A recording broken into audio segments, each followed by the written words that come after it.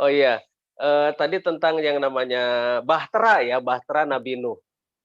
Bahtera sebetulnya yang namanya Noah atau Nuh itu adalah nama jabatan untuk seorang pembuat bahtera, dan itu bukan hanya satu, banyak. Nah, Mmm, jadi, sebetulnya bahtera yang dibuat oleh Noah atau Nuh itu tidak begitu besar loh, nggak mmm, besar-besar amat, karena yang dibawanya itu adalah genetiknya, kromosom-kromosomnya dari binatang-binatang itu dan sebagainya. Jadi yang dibawa itu bukan binatang hidupnya. Kalau yang dibawanya itu binatang hidupnya, bayangkan mereka itu angkleng-angklengan atau angkleng-angklengan ya di tengah lautan begitu ya. Jadi ngangkleng.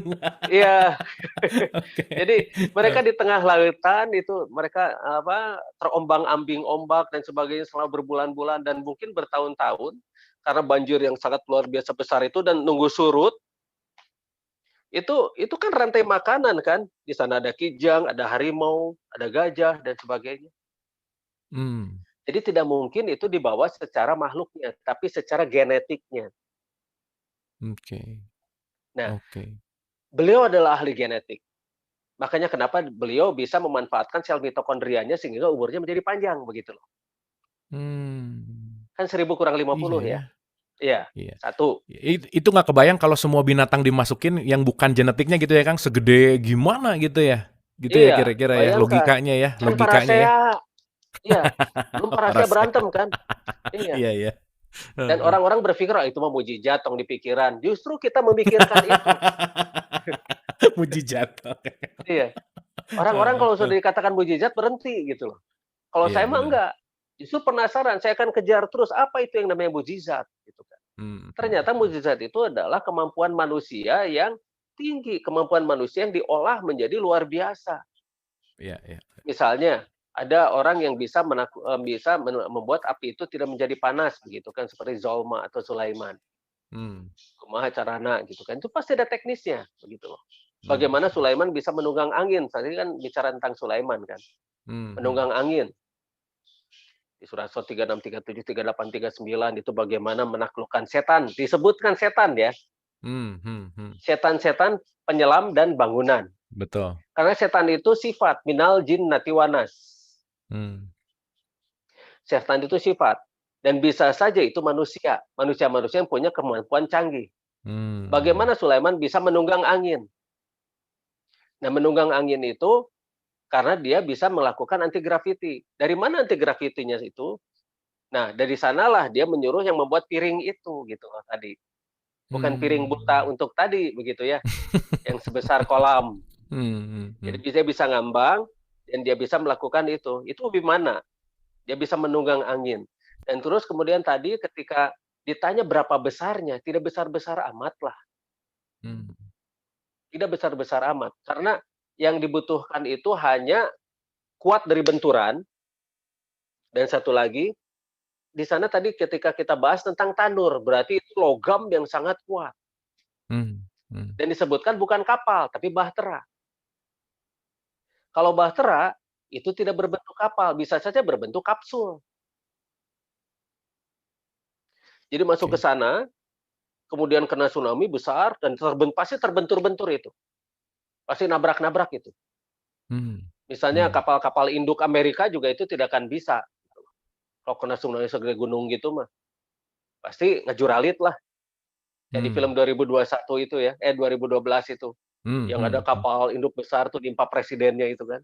Nah Mmm, kayak gitu, pasti hancur. Nah, jadi itu tidak begitu tapi harus kuat dan harus bisa tahan benturan, lalu nanti bisa mengambang.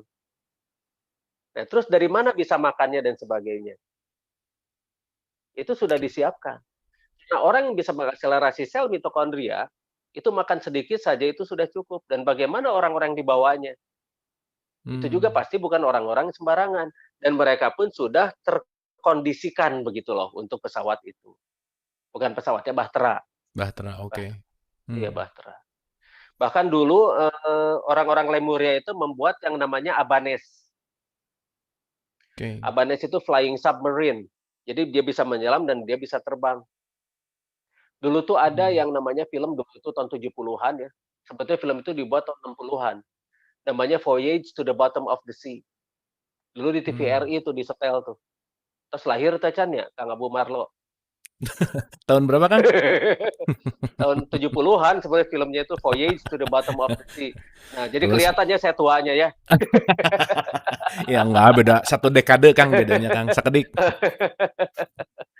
Nah, di sana itu ada tentang flying submarine. Nah, di Oke. sana. Jadi dia bisa menyelam dan bisa terbang. Itu namanya Abanes. Oke. Nah, itu Bu Intan Nugroho tuh komen tuh.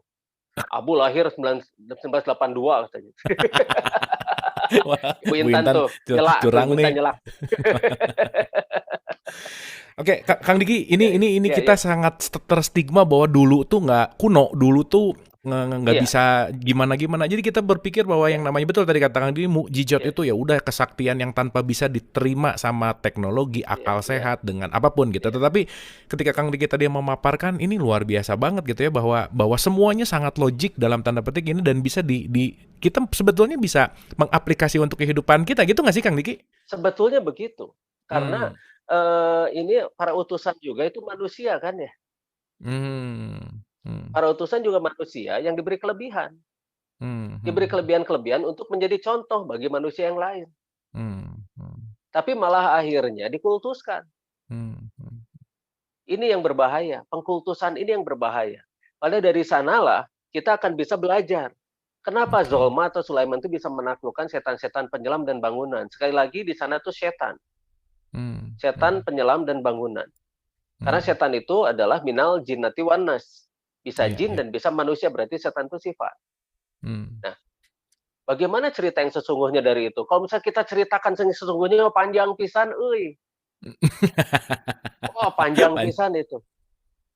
Dan Oke, Kang, bagaimana dan ketika itu jin-jin itu, kalau misalnya jin itu kan itu dari dimensi lain. Dan kenapa hmm. jin itu bisa masuk ke dimensi kita?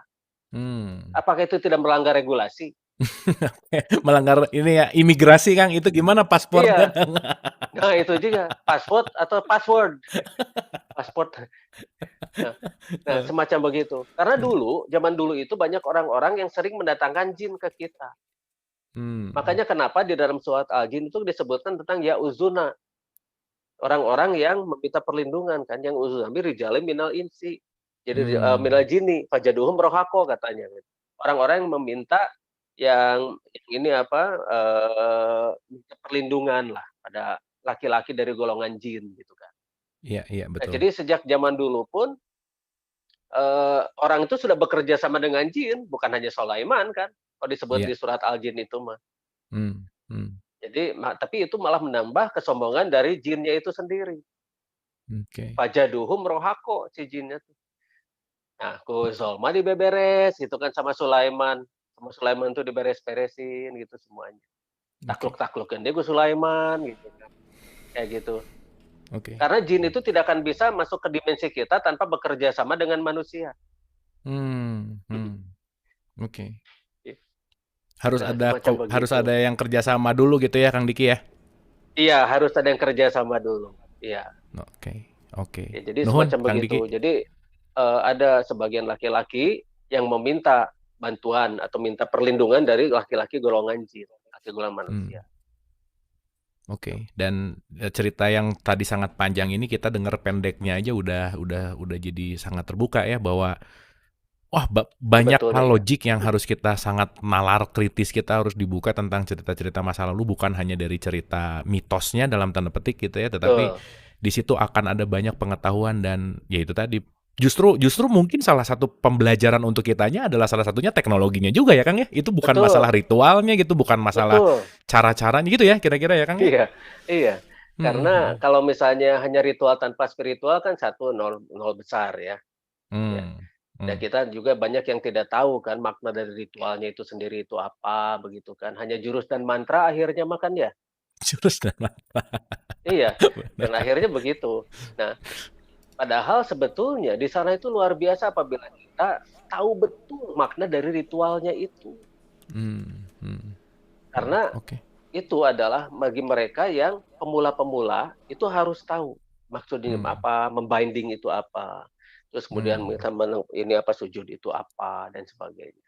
Wah, Apakah luar sujud biasa. itu dalam artian ini apa, hanya sekedar nungging atau sujud, apa bedanya gitu loh. Mhm mhm. Dan rata-rata kenapa orang tidak pernah nyambung ketika melakukan ritual itu dan kenapa pikiran ketika sedang melakukan ritual itu kemana-mana. Jadi Allahu Akbar, rakaat 2, rakaat 3 gitu ya kan? Ah, karena tidak pernah ada Heeh. yang bisa konsentrasi, kenapa coba? Yang Mmm, ke-1-nya belum lulus. iya, Iya, kepenyaksiannya tadi ya, syahadatnya ya? betul betul. Oke Kalau belum lulus mah moal bisa konsen, cakumakumah ge. oke.